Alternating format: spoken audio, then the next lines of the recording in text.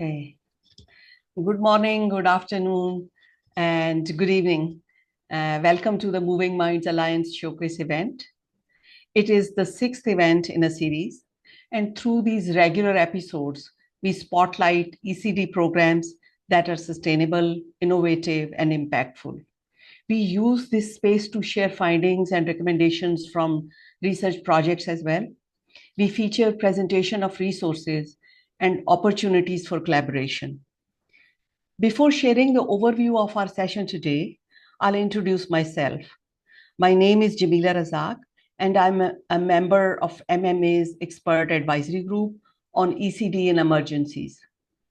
During 16 years of my work experience in international development and humanitarian sectors, I have particularly worked on education and ECD programs, more specifically while I was working for refugee children with Norwegian Refugee Council in Lebanon and ECD and early learning programs for the Aga Khan Development Network in Pakistan. The topic of today's webinar is From Crisis to Curiosity, Empowering Young Learners Through Play and STEAM in Humanitarian Settings. And we have invited two organizations to present how they create a learning environment which is engaging and nurturing, which fosters development and resilience in children living in crisis, conflict, and displacement. One organization showcasing their work today is AVSI, and we have Omnia Arab, Education Department Coordinator at AVSI Foundation in Lebanon. She will present that how teachers in AVSI Lebanon are trained in and are implementing play-based learning strategies with Syrian refugee children and how these strategies boost participation, academic performance, and support overall well-being of these children. She will also share that how they have introduced robotics and STEAM in learning sessions, which stimulates curiosity, problem-solving skills, and collaboration among young learners. We will learn from Omnia that how AVSI is offering a joyful and stimulating learning environment for children living in very challenging contexts. Our second presenter is Madhya Ansari, the founder of Cities for Children, working to protect the right to childhood for vulnerable children. Madhya will present that how Cities for Children has adapted its playful learning approach according to context across diverse settings.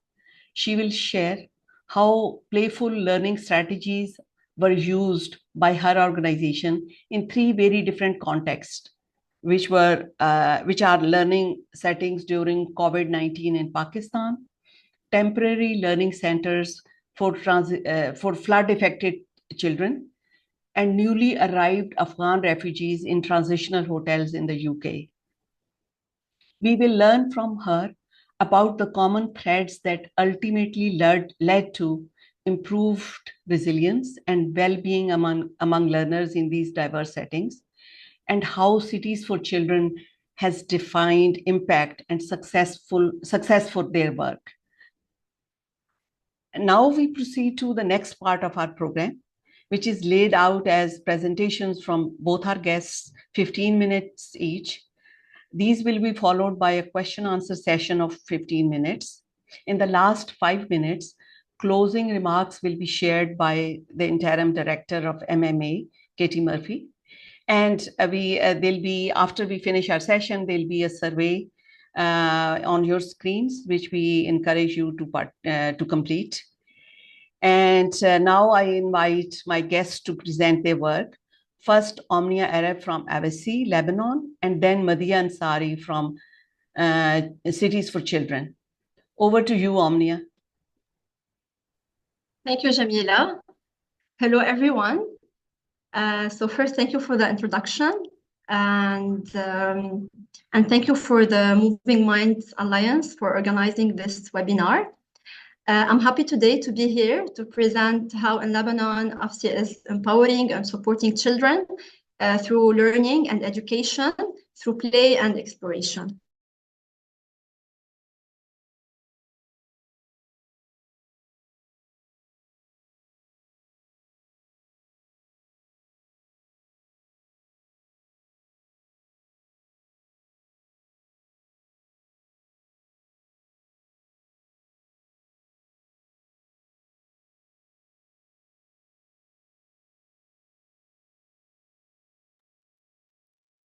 it seems there's an issue with Omnia's internet. Do we want to proceed to Madia and then try to fix it? Yes, Madiha, if you can please start.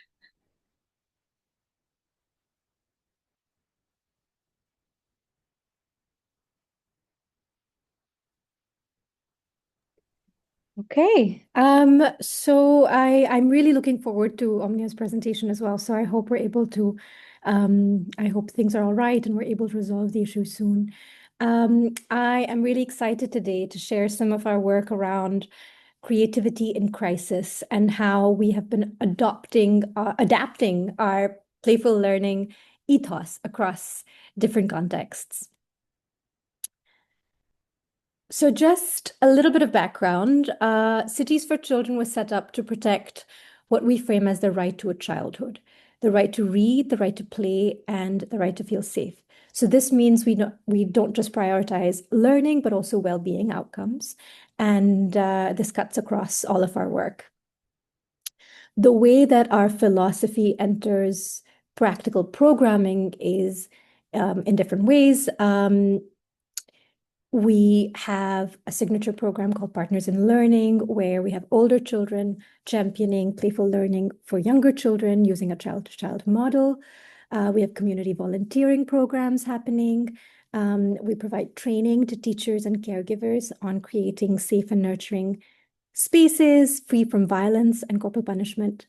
And then we give a platform to the lessons and the voices that we hear and we take from the grassroots, and we amplify them in order to reach policymakers. So we're very grateful for platforms like this as well, where we're able to share our learning. So as Jamila mentioned, I want to share our experience of working across different kinds of settings. Generally, our work does take place in development contexts, where we work with children facing disadvantage in cities, facing urban poverty. And I see Omnia is back, and I'm so happy, Omnia. So we've just moved the order around a little bit. Yes, welcome back.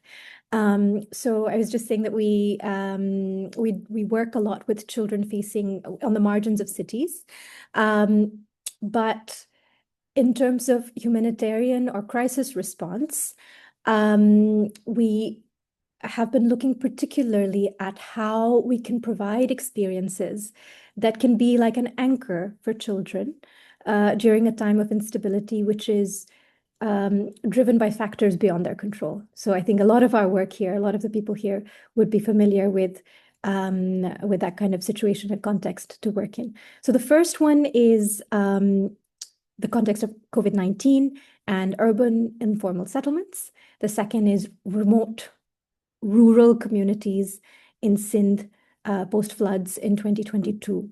And finally, there's the high resource urban context of the UK, where there are newly arrived families, newly arrived refugees being housed in transitional accommodation or hotels. And this is a context where one would think that they have access to the kinds of things that they need.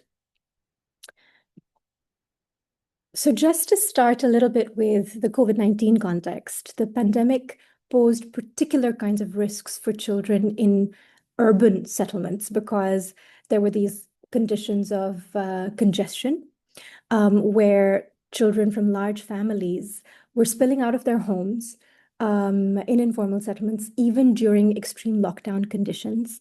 There was fear and uncertainty around when schools were going to open, and a complete lack of access to digital learning options that other children had during this time because there were big families with maybe one device.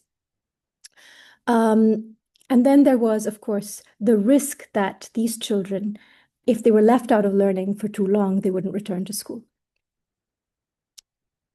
Our response was to quickly adapt this gorgeous child-to-child early learning program and infuse it with our playful learning ethos. And we call it Partners in Learning, or Sikho Sikhao Sathi, where we train older children between the ages 10 to 12 to deliver playful early learning sessions for younger children. And this particular one was delivered across 10 different communities. And in spaces like this, under a tree, in their neighborhoods, sort of wearing masks. Here you can see a numeracy activity happening with counting and threading beads. Across the different contexts, we center different kinds of impact.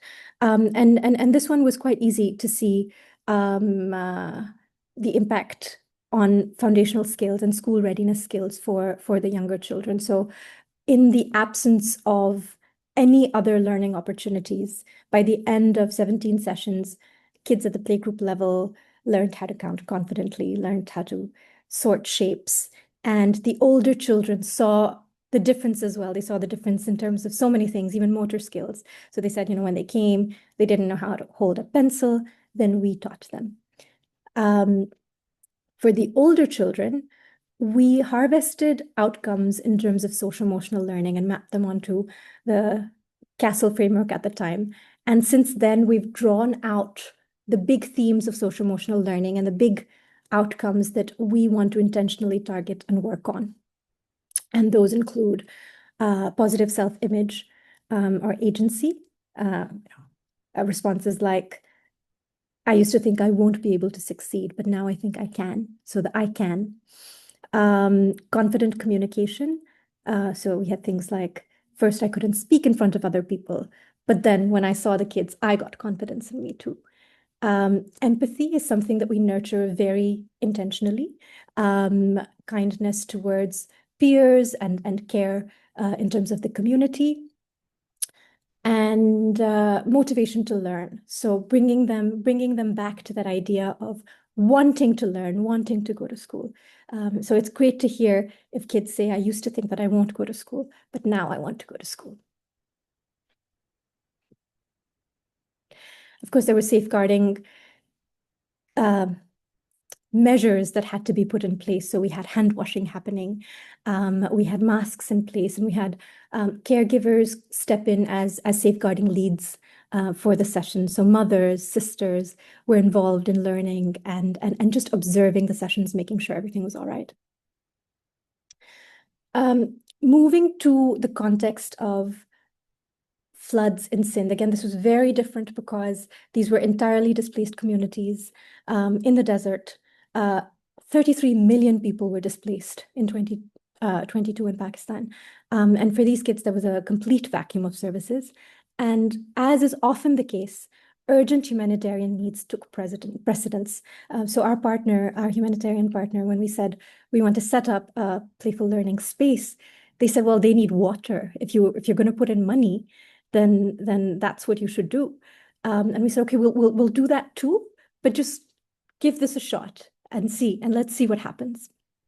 And the results were beautiful because we had children, double the number of children that we had even thought turning up. And here you can see the engagement. You can see how excited they are about sharing these same numeracy handouts that were used in the urban context as well. Here we centered resilience in terms of what we wanted to see. There were learning gains. We saw those, we documented those, but we really wanted to see what it meant to kind of nurture resilience in that context. And some of the things that we looked for and saw were that children were motivated. They would get up by themselves in the morning without being woken up. They would get ready and they would show up. The older children started helping the teachers. They stepped up. One thing that they really said was important to them was playing and making new friends. So that was something that they reported as being important for their mental health and well-being. And the last thing was looking towards the future with hope. So, dreaming of the future, being able to articulate those things, even while everything around them was so out of their locus of control. So, we had specific activities around this as well, around sort of building emotional resilience, around managing emotions and supporting each other as well. there's this lovely story of Harchand, who didn't know what an engineer was before coming to the center, but then shared that that's what he wanted to be. And here he's holding this model of a dam that he created to keep water from entering people's homes again. So that's the kind of example of finding the resilience and hope to do something positive and plan for the future. Looking very quickly then at the context of the UK. We are working particularly with newly arrived Afghan families who have passed through Pakistan or Iran or Turkey. And the kids have been out of school for a while now. And when they enter these transitional accommodation arrangements, there's no knowing when they're going to be permanently resettled. And what we've seen, what our experience has been, is that during that time, it's not guaranteed that they're going to get access to school because they're going to be resettled.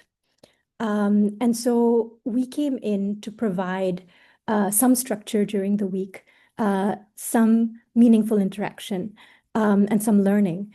And we had to design for a huge age range with uncertain attendance every week. We had kids who, there was so much flux, maybe they left, maybe there were new children, and there was the context of language barriers, and we're still delivering this. So our response there was a series of playful learning sessions with a particular emphasis on vocabulary and STEM, and social emotional learning.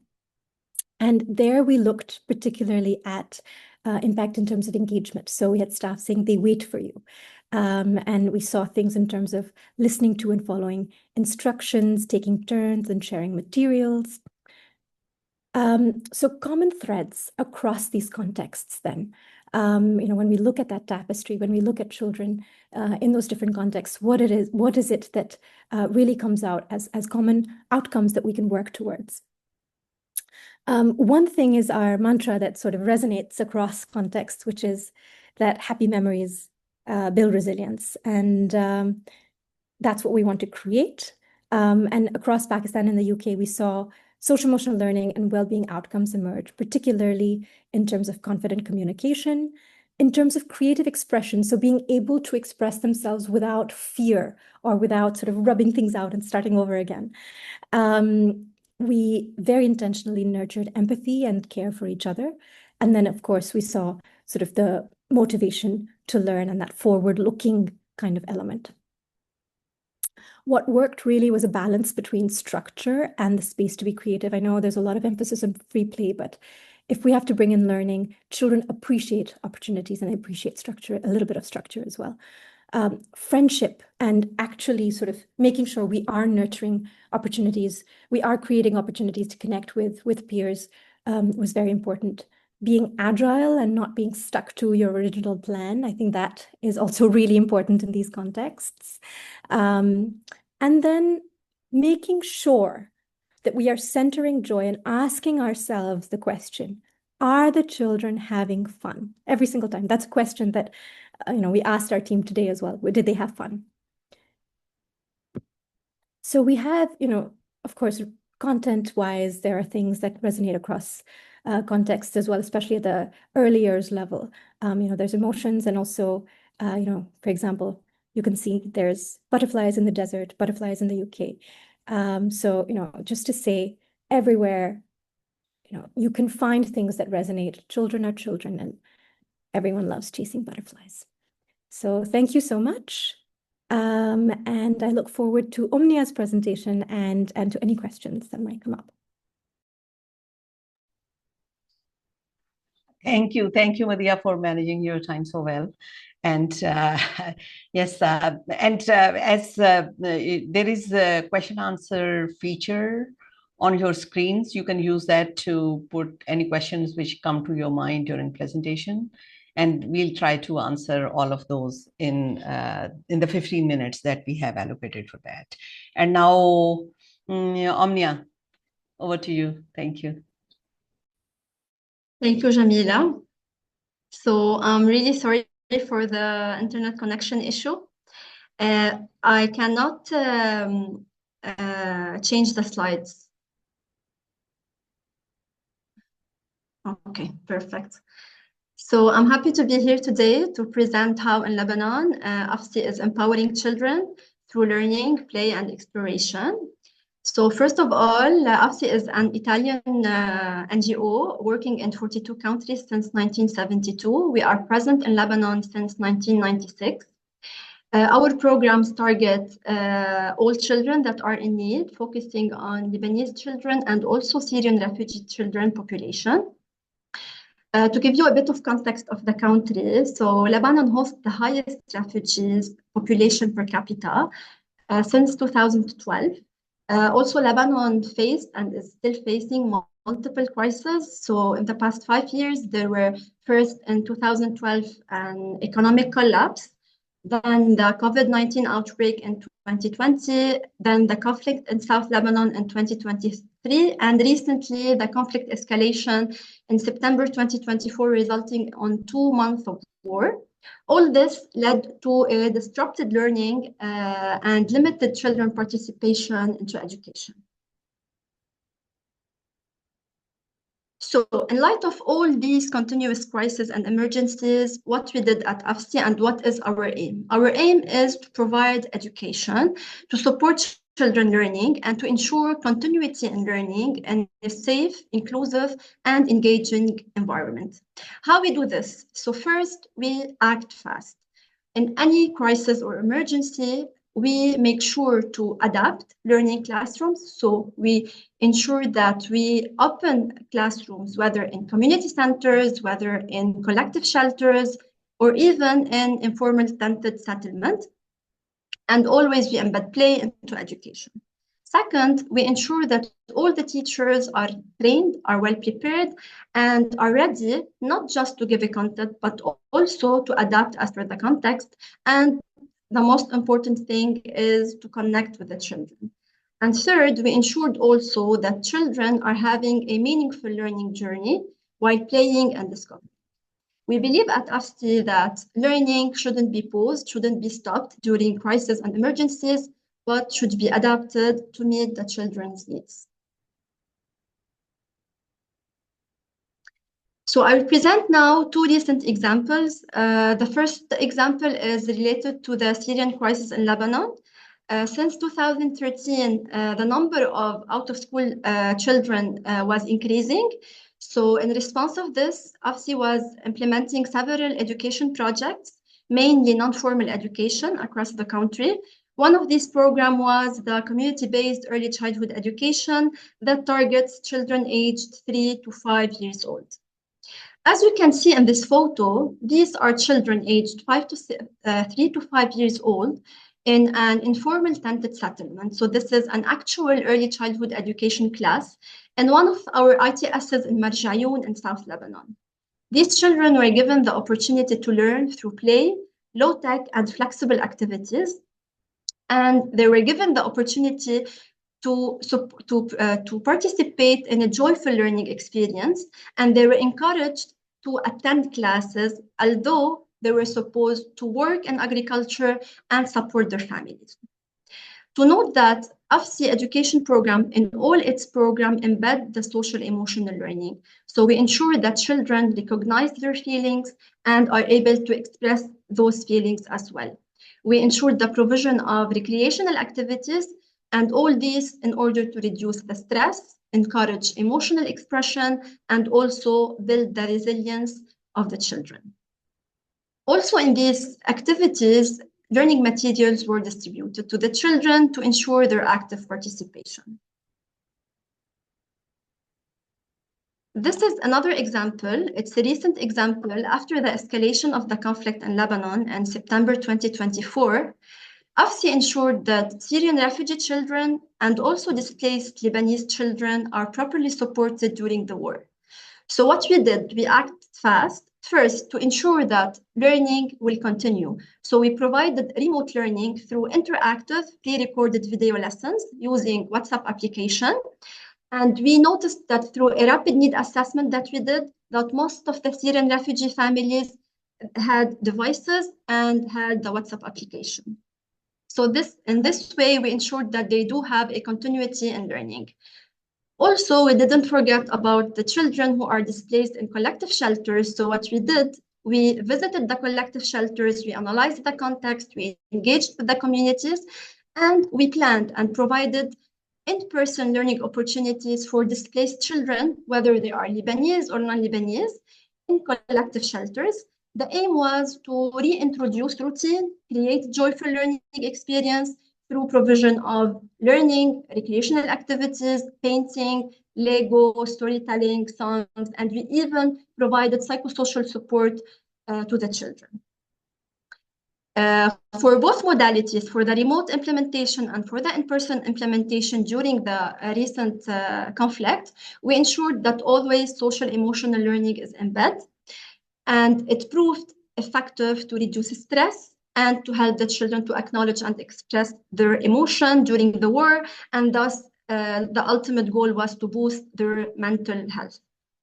And last, we ensured that learning materials were also distributed to all children, whether attending remotely or in person, to give them the opportunity to play during their free time, especially in collective shelters where there were lots of crowd, and noting that these children flee and left their belongings behind. So at least they had something to use during their free time, not only to learn and play during the actual classroom, but also to have some materials to play themselves. All of this wasn't possible without our highly engaged teachers. We believe that trainings are not just delivering of content. Teachers are there to support the children. So this is why AVSI put lots of effort to train teachers, to coach them. They were equipped with the right tools, not only to teach, but also to motivate children and to enhance their well-being and their motivation to learn even during crisis. So what kind of trainings the teachers were provided with? So teachers were trained on play-based approaches to ensure a joyful and inclusive learning. Our aim is to help teachers to turn any space into a safe and engaging learning environment, whether it's a tent, it's a classroom, it's a room in a shelter. So the different trainings that were provided included training on the use of games and the aim to build engagement and restore trust and group cohesion, trainings on the use of storytelling and role play to help the children to process trauma, training on the use of songs and music. And these trainings were, the aim was to support the children to help to process their trauma and understand and feel the empathy. Also some trainings on play-based and the integration of social emotional learning, trainings on inclusive education, because in all our program, we ensure that all children, regardless of their needs and regardless of their type of disability, they are engaged and they are actively participating in the lessons. And do not forget that also teachers were supported through self-care training and well-being training to ensure that the teachers are there to help the children, but also to help themselves to process as well, because they live in this context and in some cases they were somewhere affected by the conflict. As for the impact, we observed that 45% of the teachers increased using the play-based intervention to support learning. We observed also that 86% of the teachers are now using storytelling to promote psychological resilience, and also 26% increase in the use of songs during the lessons, with the aim of helping children to feel calm, focused, and connected. As part of the recovery efforts since the end of 2024, one of the play-based approaches that was introduced was the STEAM activities.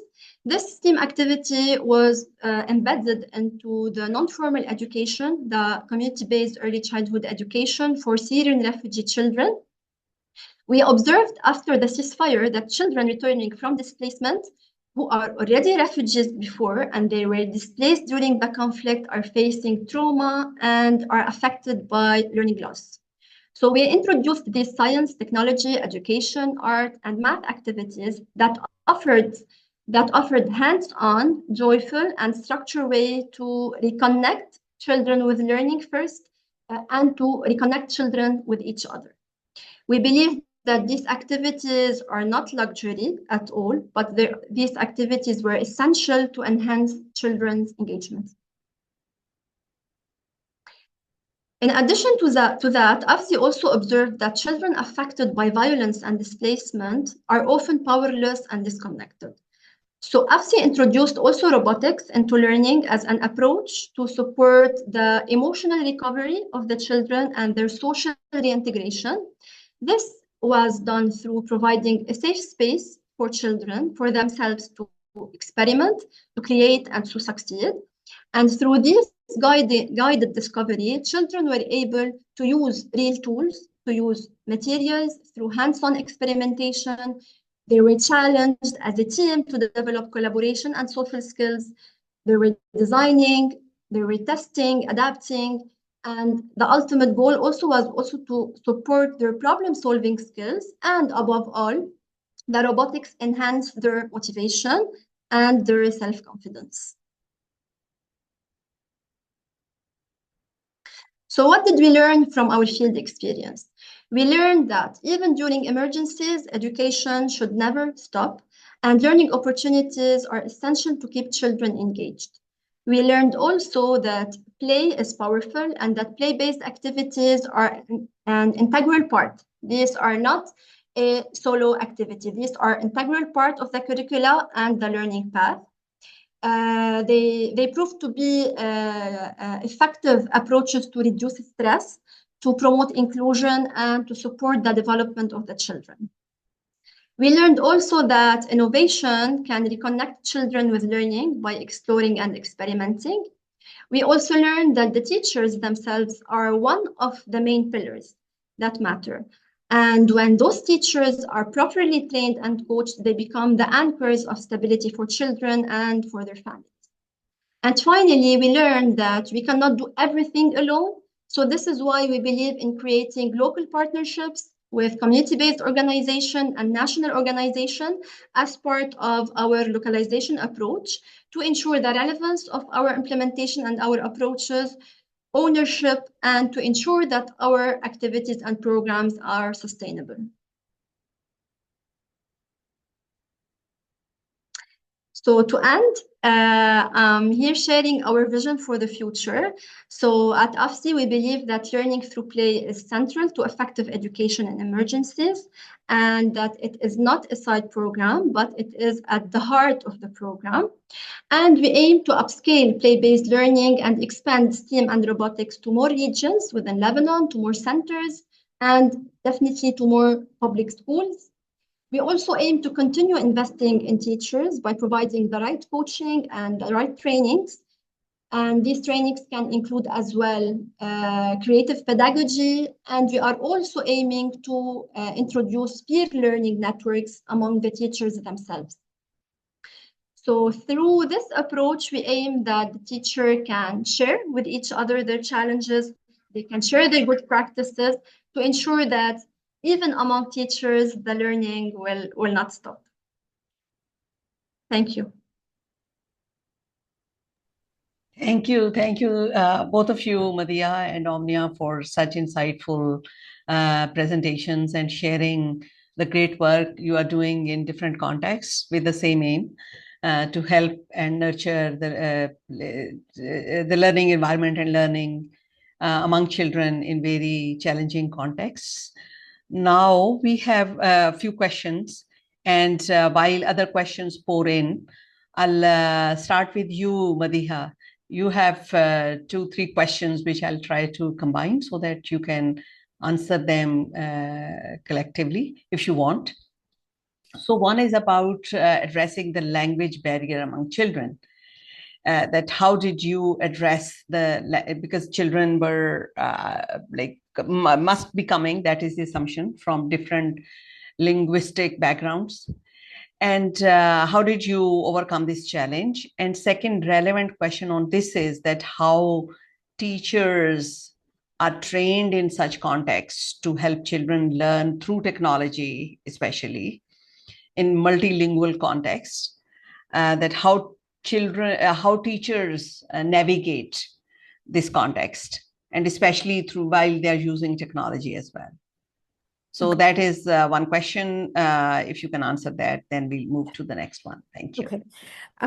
So I think the question around language might be particularly relevant. I think I was asked in the context of the UK, where it's sort of there was a less homogenous group.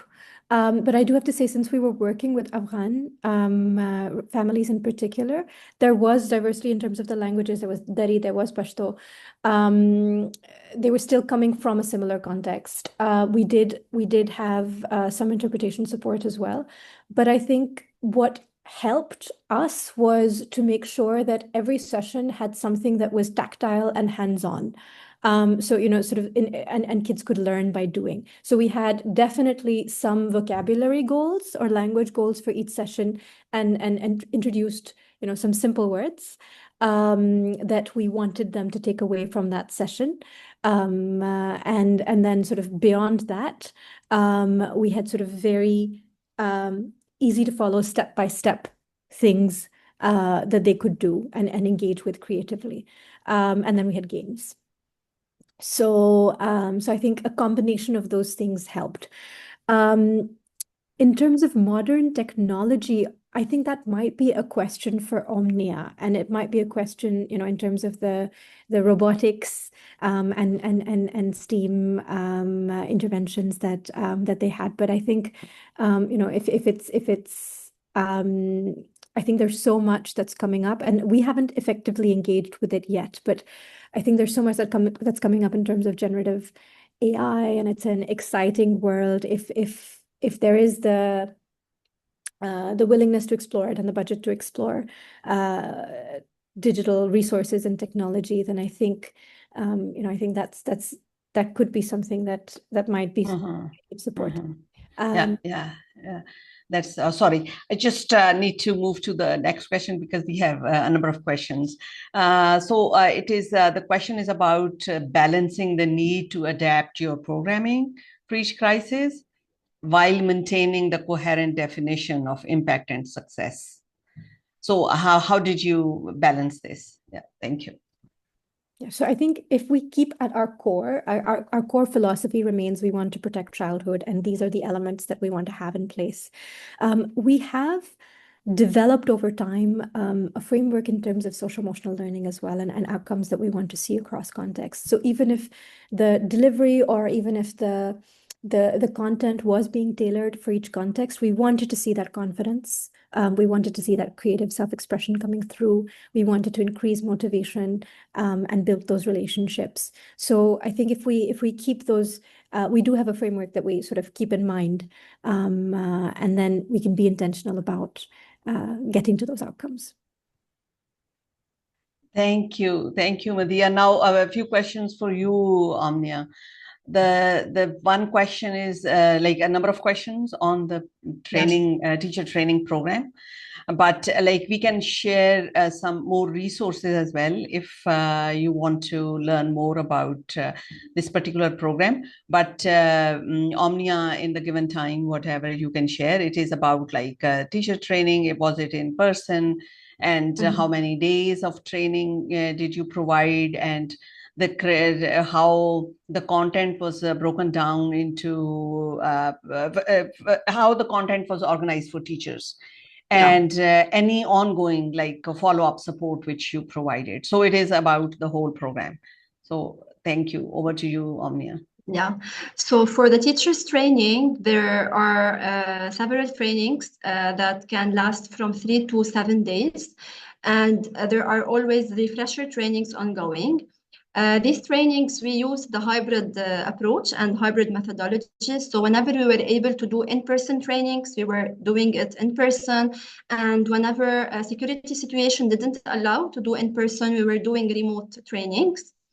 For the split, we ensured that the teachers first are trained on the psychosocial approach Also, we ensured that teachers are trained on inclusive education, child safeguarding, trained on differentiated instruction, trained on play-based approaches.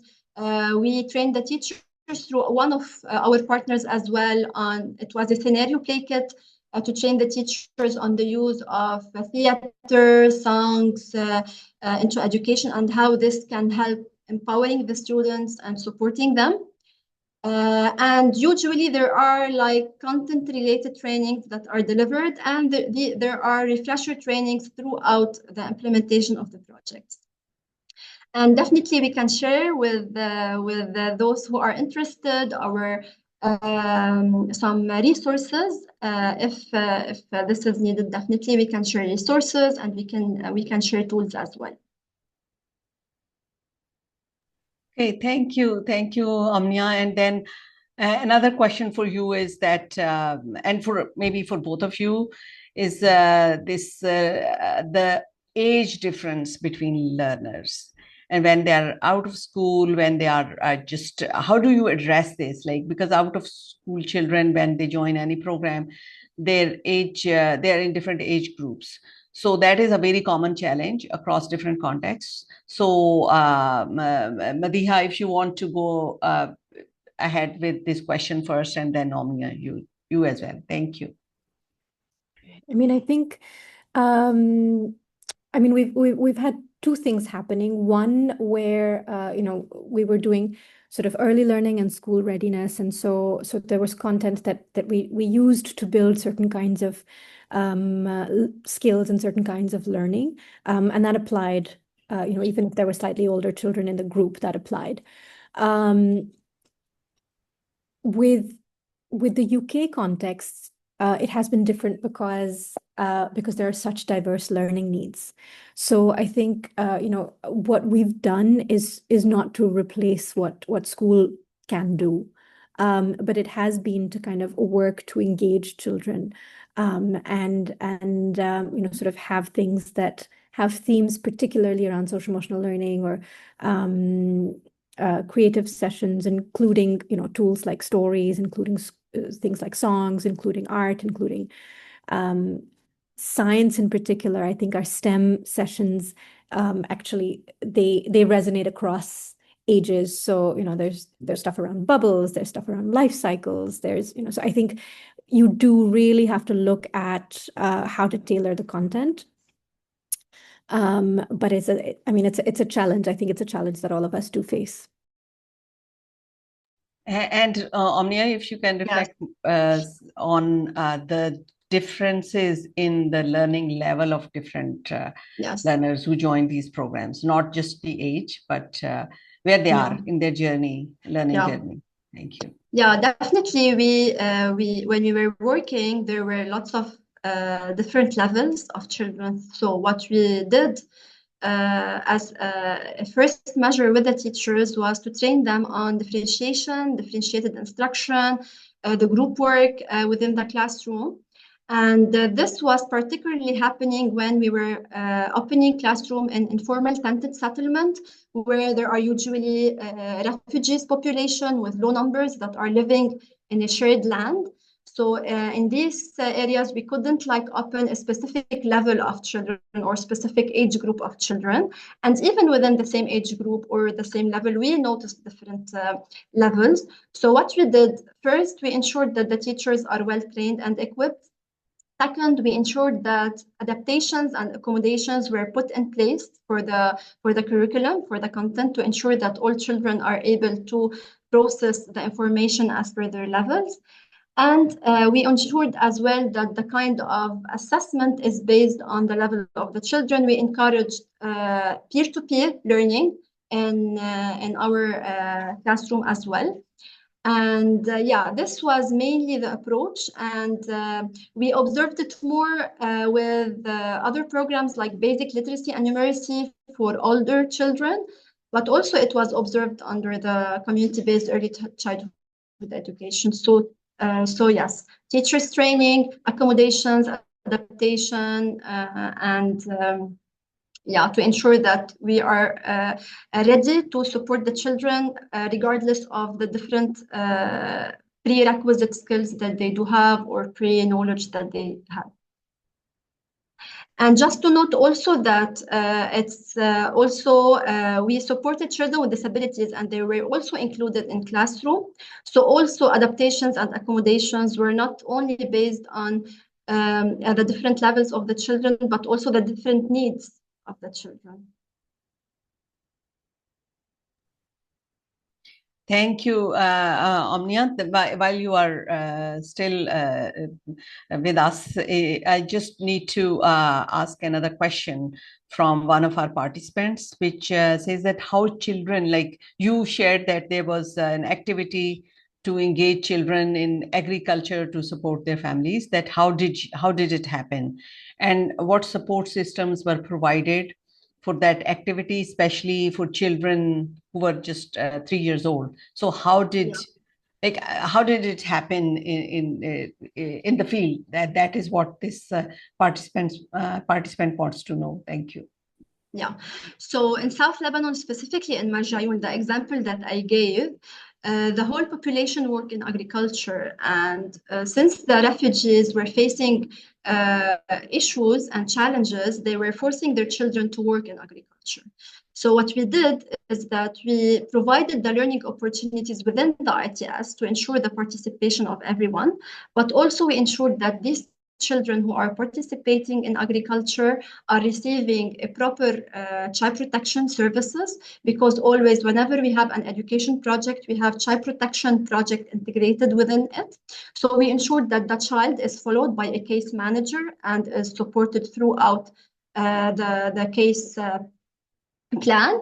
We ensured also communication with the caregivers. We ensured that the caregivers are not only receiving awareness on child labor and the worst case of child labor and how to protect their children, but also to empower them and to be always present and to understand that the children have the rights to learn, and that regardless of the circumstances that the family is living, the caregivers should always be there to support the children, to support them to learn, and to be there in case they are put at a specific risk. So we ensured that we work in parallel with the child through the case management, with the caregivers through kind of interaction, awareness, and engagement.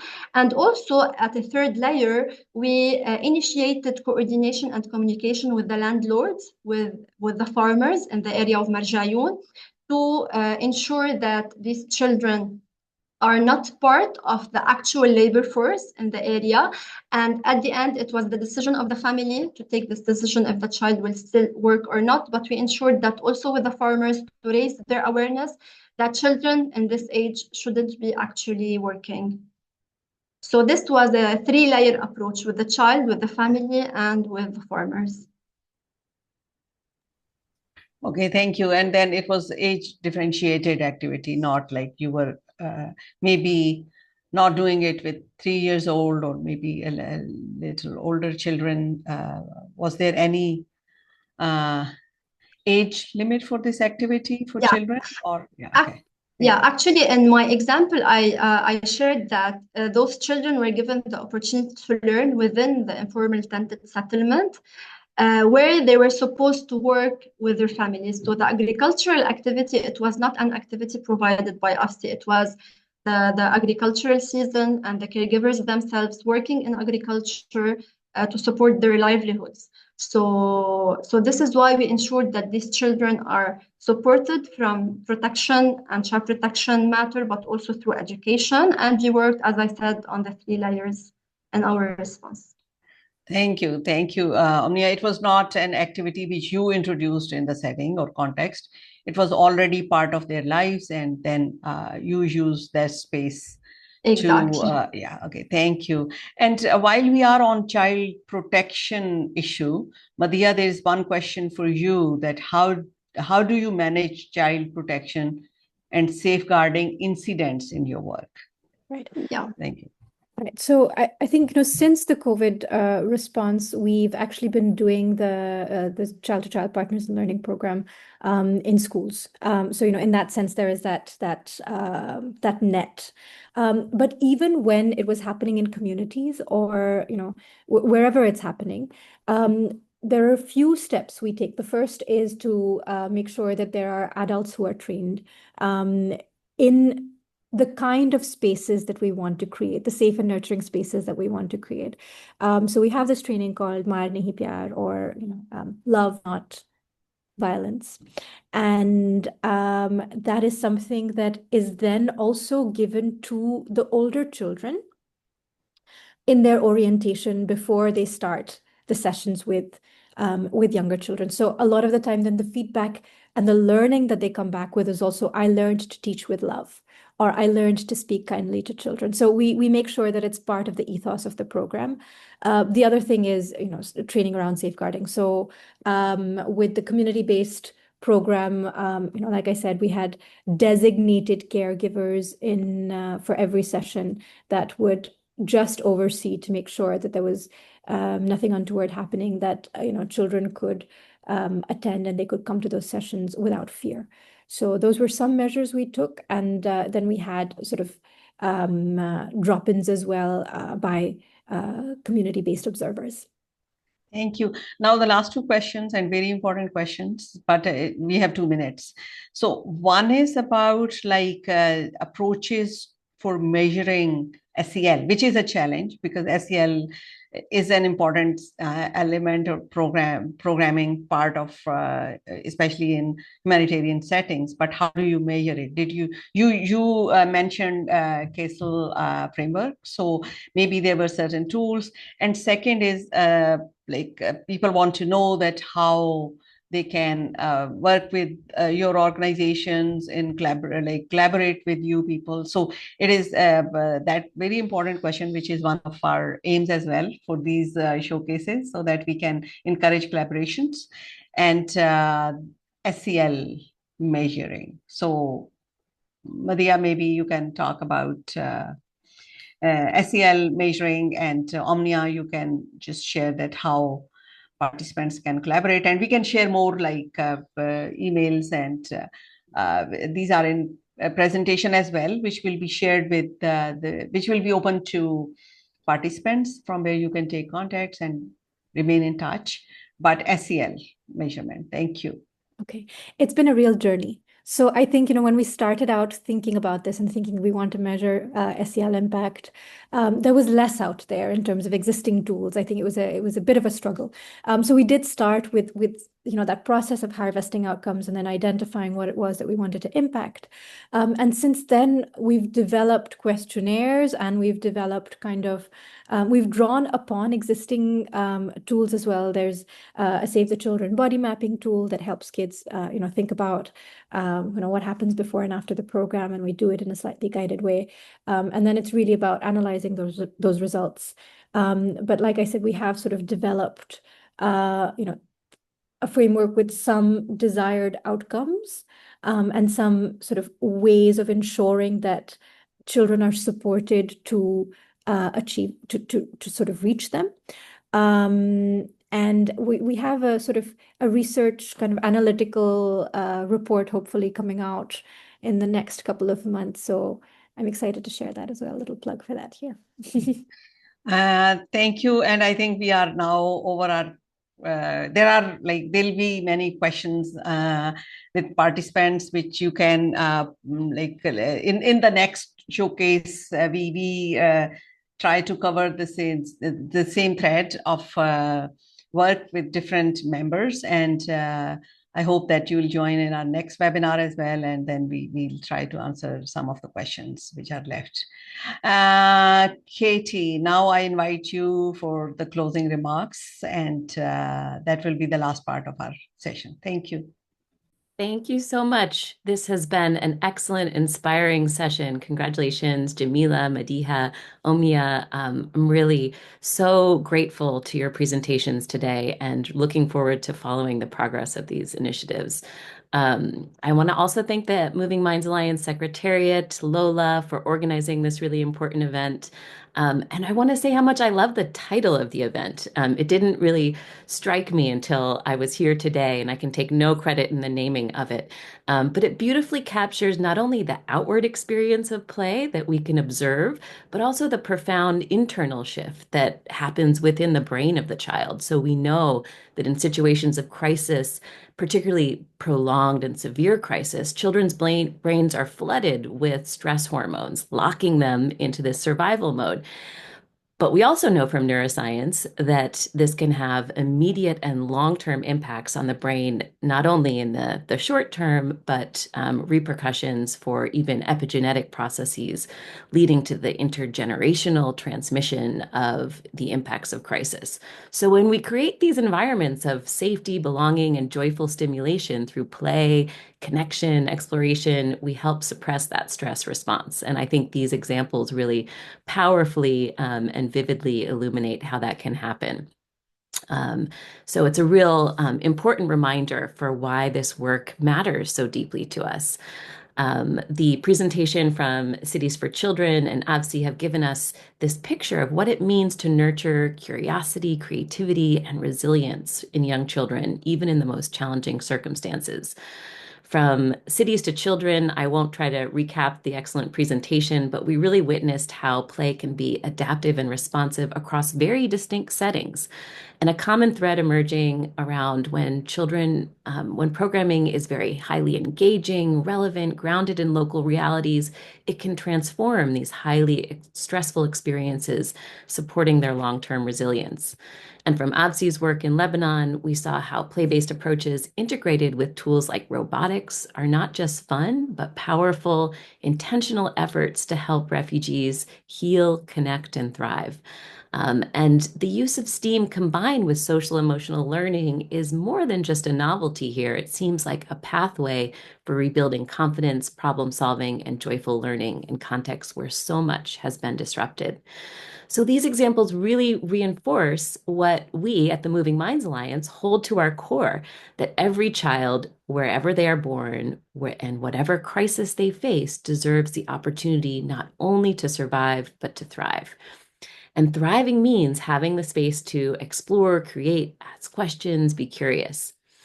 As a multi-stakeholder advocacy alliance, the Moving Minds Alliance exists to shift systems so that this kind of early learning support is not the exception, but the norm in every humanitarian response. And this is a time when our work is needed more than ever. We need to be locking arms across organizations, across geographies, to amplify local leadership, co-create solutions with communities, and ensure that financing, policies, and leadership structures reflect the needs of the youngest children and caregivers. This is a journey of transformation that requires all of us. So I'm so grateful for the participants who are here today, and hope that we can amplify these messages beyond just the group that was able to join in this session today. So as we leave, I hope we carry forward not only the insights that we gained, but the commitment to collaboration and the courage that this work demands. A poll should have just popped up on your screen. I would request that everyone please quickly take the poll so that we can have this valuable feedback to improve and enhance these experiences in the future. I want to thank you all for being part of this conversation. Thank you to AVSI, Cities for Children, Jamila for excellent job in facilitation, and all of our partners who are showing us what's possible when we put children at the center. Thank you all.